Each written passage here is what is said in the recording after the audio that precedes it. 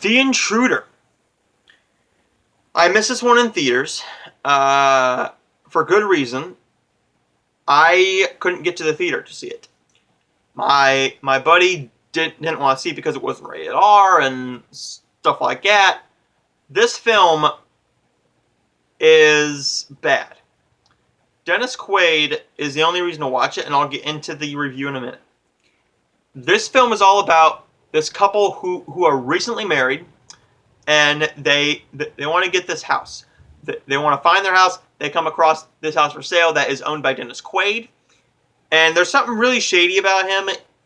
After they buy the house, he doesn't want to leave. He's very protective over this house. He wants to make sure the lawn is done his way. He wants it done his way, and there's nothing you can do about it.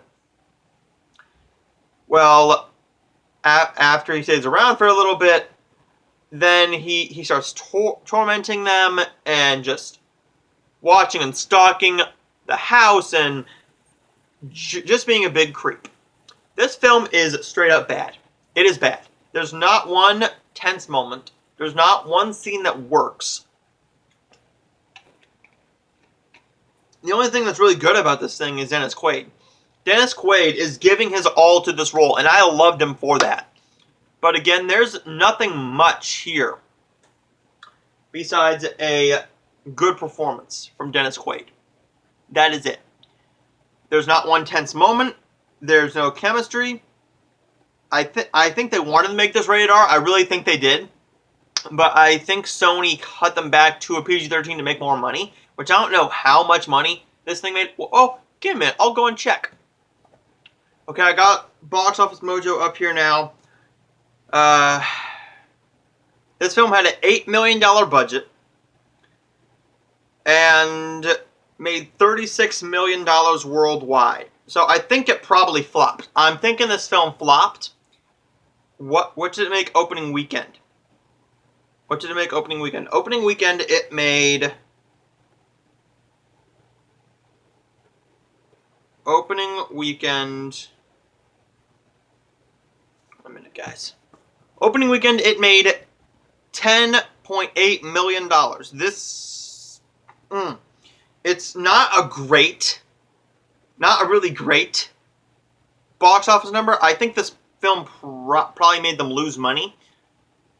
But you have to think, $10 million for this plus maybe $20 million, maybe 10 to 20 million on marketing this, because I saw ads for this all over the place, like literally all over the place. I watch a lot of YouTube, and I watch a lot of sports and wrestling and stuff like that, and they would show ads for this like crazy. So if this film was profitable, it was by a slim margin. It was very slim margin. That same week, I can't remember what came out. Maybe Ugly Dolls came out, but by God. But, oh, here we go. Now I can check. Long Shot, Ugly Dolls, El Chicano came out. And, so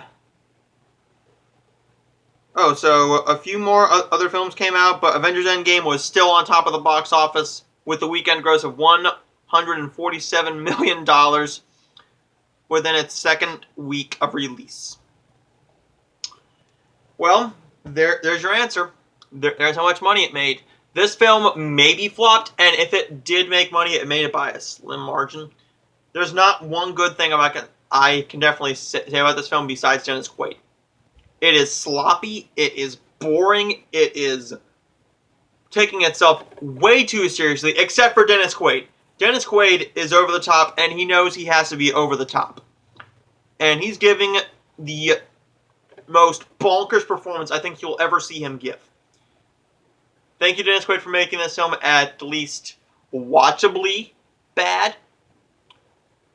But otherwise than that, this film was complete shit. The Intruder gets a D-.